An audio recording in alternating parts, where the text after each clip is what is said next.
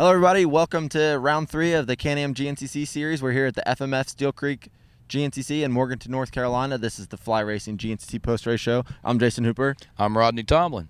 And this was going to be maybe the biggest motor of the year, we thought, and it ended up not being. You know, we've had crazy weather reports all week long coming into the race. You know, yesterday for the ATV race, we had perfect conditions. There was supposed to be 80% chance of rain. Never happened. Last night, we got some serious rain, and I was starting to wonder, man, maybe we're going to be in some trouble for the track, but Rodney, I was wrong. You were wrong, and I was wrong, and I think everyone involved was wrong because I think everyone was thinking the same thing. After yesterday's ATV race, Jason, we had a really good race, and like you said, they were forecasting upwards of 3/4 of an inch of rain on Saturday alone, which we skirted by and didn't get.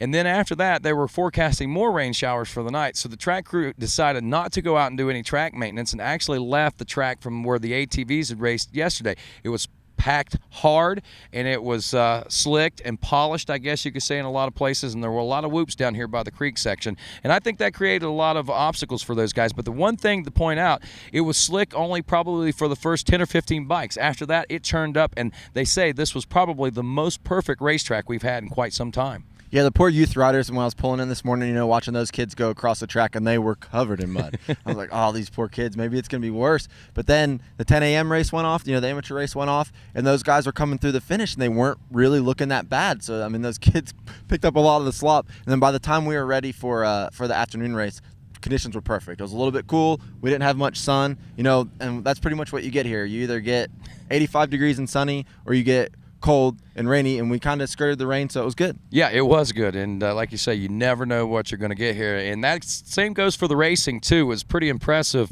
Josh Strang got off to a great start, man, and you know, we seen him fire off that line, and I mean, it was like he had like a 2-bike length lead whenever he got to the whole shot line. It was unbelievable how much traction he was able to grab on that FMF Makita Suzuki. Yeah, it was very reminiscent of last year. I think Strang pulled the whole shot here. I don't know, it must be, maybe it's something FMF Makita Suzuki, and it's the FMF Steel Creek GNCC. He's working something. That bike really got off the line, and you know, Strang not winning a race yet this year, I was thinking that, you know, this could be it. He's going to put it on these guys, because I know he's not happy not finishing. You know, we didn't finish on the podium in Florida, not winning races. That's not his deal. And you know, he started checking out a little bit, and he had his rival Charlie Mullins, former teammate, behind him on the FMF KTM. I guess those bikes are really getting the whole shots. Yeah. And those guys started going at it. And, you know, we had a little bit of a freight train there. We had those guys, and we had Corey Buttrick, Thad Duvall behind him. But as the race wore on, it really turned into the Charlie Mullins, Josh Strang show. It was a slugfest, and that's what it was. It was, and they kept going back and forth. And actually, they pulled a 1 and 30-second lead over third place, which at this point toward the end of the race was Corey Buttrick. And they just kept going and going and going. And, you know, they kept running into lap traffic. You know, you had a 15-second lead for Charlie at one point, then it was 5 seconds. And then, you know, the next thing you know, Josh is out front of Charlie again, and then and actually with the 2 lap board coming out, you know, we saw the pass take place.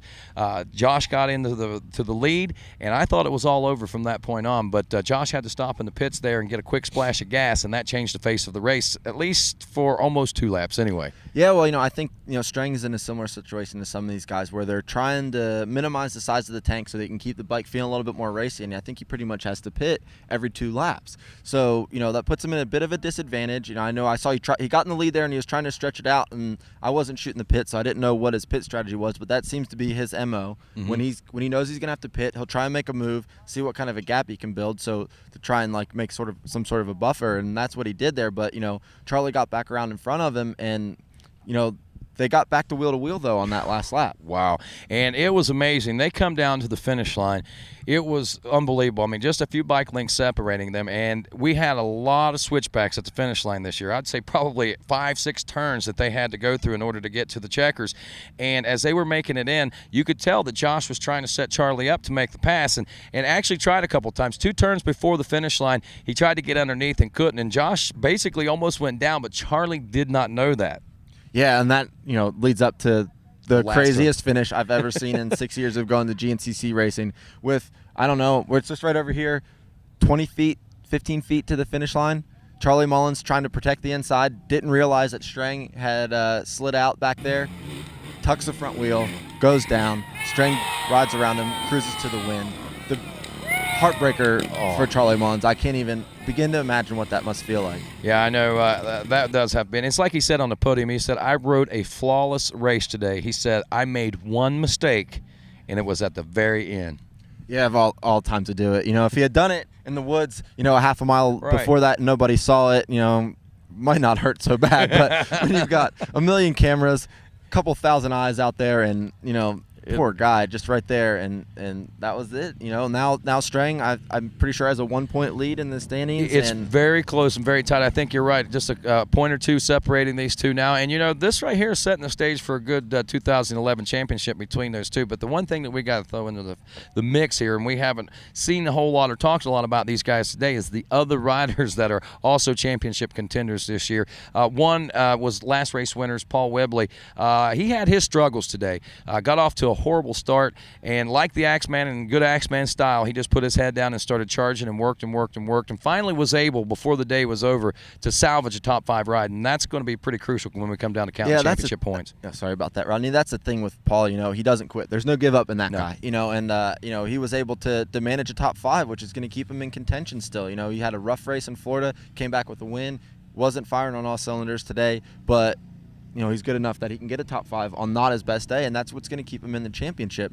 Then obviously we didn't talk much, but it was when this race was going on, it reminded me a lot of the Titan. I don't know if you remember. Yeah. Charlie Mullins and Josh Strang checked out. Then we had an awesome battle for 3rd and 4th between Corey Butchick and Thad Duvall, and that was just as intense for a while there as the Strang-Mullins battle. Mm-hmm. And unfortunately, I think it was on the 4th lap, Thad Duvall had a pretty big get-off and, got hurt pretty good. We don't know the extent of his injuries. I've heard it was a leg injury and an arm injury. Nothing. And he ended up having to get flown away to the. Yeah. Hopefully that was just a precautionary measure. They're saying that because of the broken femur, being so close to the artery, that was one of the reasons that they wanted to get him out in a helicopter. And he was also having some few other problems that they were kind of concerned about, but definitely going to be keeping that rider in our prayers because he was right there and he was riding a great race. And one of the riders that was right behind him and saw it all go down was Corey Buttrick. Yeah. And Corey was in the race all day today too.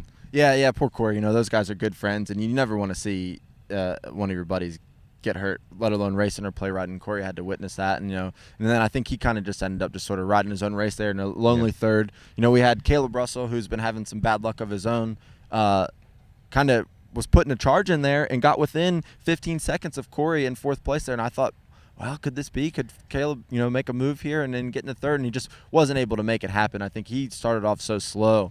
It seemed like he kind of just charged so hard that to make up that ground, I don't know if he had anything left. He did. He was stuck back in the pack. The earlier lead, with the first 8 or 10 guys on that first lap, he got stuck about 8th, 9th, 10th place back in there. And whenever the first 5 or 6 guys started breaking away, Caleb couldn't get that breakaway run, so it took him a little longer to get his head down and get through some of those guys. But he finally did. It was pretty interesting. But comes up in 4th, his best finish of the year is definitely he's got to be satisfied with that. If not, I know Caleb. He's probably not. He's going to be going back to the drawing board, and we're going to see a whole different guy in South Carolina with Caleb. Remember how well he ran down there last year in the XC2 Pro Lights class? You took the words right out of my mouth. It was the last 2 years. I think he ended up in the top of the overall there.